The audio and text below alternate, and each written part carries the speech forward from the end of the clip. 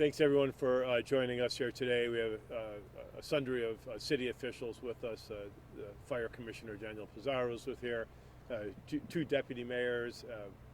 We have people from the Preservation Board, architects and engineer.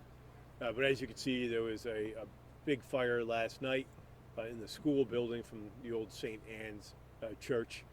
Over 100 firefighters came to the scene last night.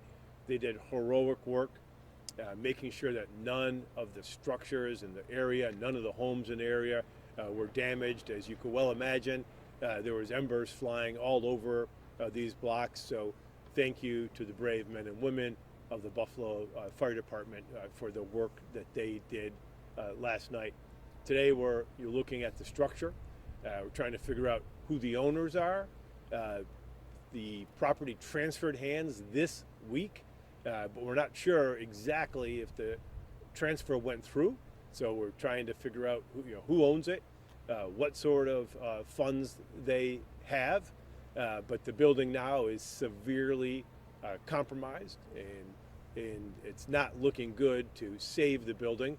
But before we make that determination, we have to speak with the owners to see what their will is in an attempt to preserve the building. But I'm going to bring up Fire Commissioner Daniel Pizarro, and he can tell you a little bit more about what happened last night and what's going on still today. Commissioner. Thank you, Mayor. Good afternoon, everyone.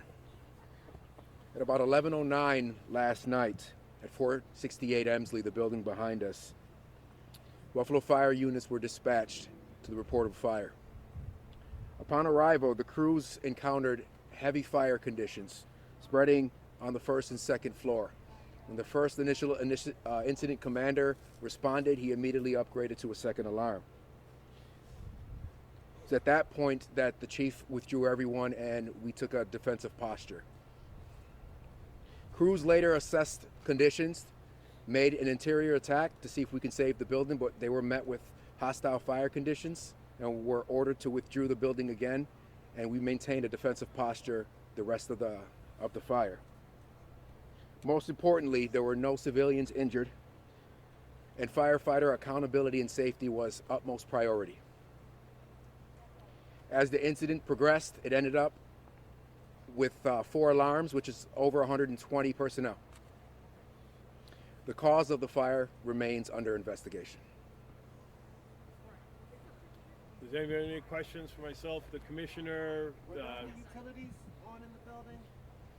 We don't know. I don't know that at this moment.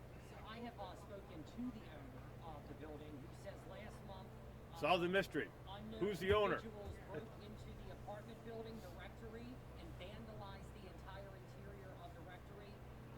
And they are saying that this appears to be the result of, quote, intentional wrongdoing. Is a criminal investigation underway? What do we know about the vagrants, possible vagrants, or any criminal activity occurring inside this building?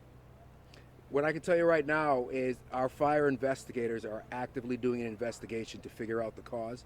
Right now that cause is under investigation, so we don't have a definite answer for that. It seems like it's still smoldering. You guys are throwing water on it? Yeah, we have an aerial device set up behind us to hit any hot spots. A lot of that smoke you see behind us could be steam. It could be a mixture of steam and smoke. The color of the smoke changes depending on the weather. So we do have fire apparatus behind us on standby with water ready to douse any types of hot spots that we have if they come up. How dangerous is this right now to anyone who may be coming by to look at it or go inside or whatever? I mean, and how quickly do you need to get it down once you review this? It's a precarious situation. As you see behind us, there is a perimeter set.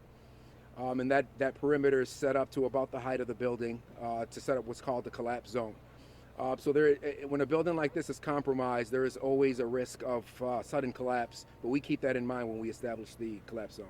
Did the cold impact any of the work last night? Absolutely. Fires like this in the cold changes the fire dynamics. Fire tends to spread fast. The building itself is over 130 years old, and it's made of heavy timber construction. So over the years, with oil and lacquer on the building, once those timbers get going, it's a heavy fire. That fire load is actually very tough to extinguish from a manual firefighting perspective.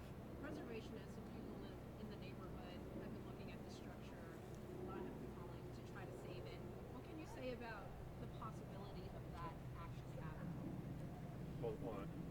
let's yield to President. Sure. Get right up. Get right up.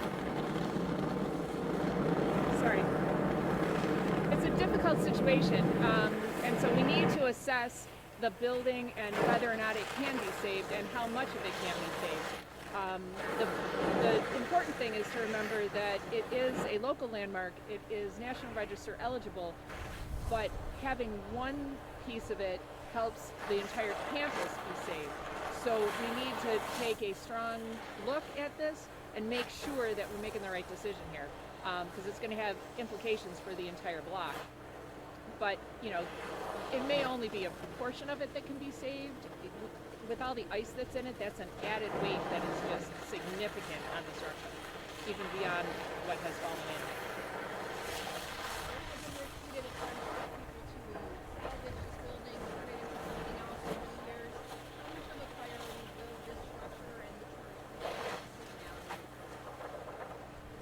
It's important to keep in mind these buildings are privately owned.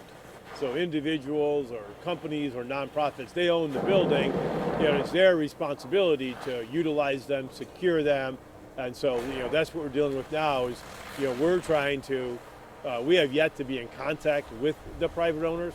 We're trying to track down, you know, who they are, you know, to figure out what's their interest in preserving the building. Do they have insurance?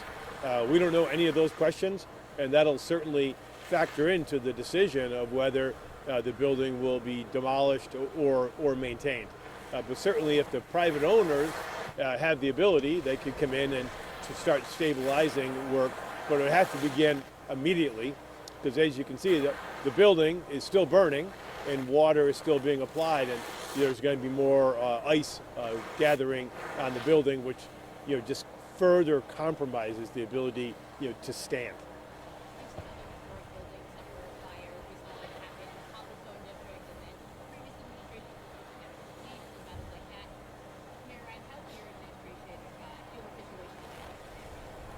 So we'd like to avoid these situations. You know, and you do that is by working with the Historic Preservation Board and historic preservation advocates in the community to make sure that we are identifying these important buildings, but interfacing with the owners immediately to make sure the buildings are secure, to see if there's utilities, to see if there's fire suppression units in them.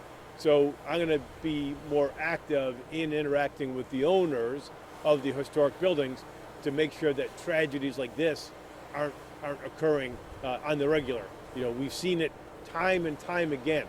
Buildings that were in bad repair, but we have to work together with our building inspections department, but also mostly with the private owners to, you know, get them moving on actually preserving these buildings, because we dodged a bullet last night.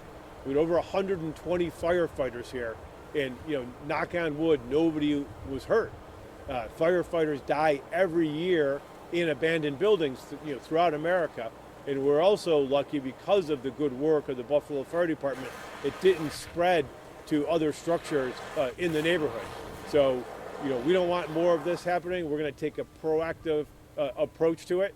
But today, we're in front of a hulk of a building that's still on fire, and we're trying to figure out, you know, what to do with that, and we're going to do that by getting in touch, you know, with the private owners to see what their intentions are.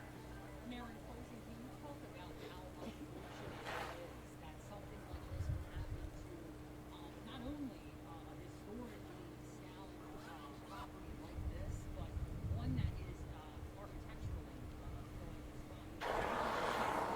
Yeah. And it's, you know, it's unfortunate to hear that it might have to be torn down. What's your response to that, given the historical this happened? You know, we look forward in Buffalo, but we look forward with the history in our rearview mirror. This church was founded over 120 years ago, you know, by German immigrants. Look at the size of this complex that community put together, you know, over a century ago. But with disinvestment, you know, with white flight, these buildings have become shells. But the community resources that went into building them, you know, it's unbelievable. The generations of Buffalonians who are educated in that school, and it just breaks your heart to see one more piece of our historic fabric lost like that. But that's why we have to get a better handle on our historic structures, so we don't have more buildings like the cobblestone building, like this building here.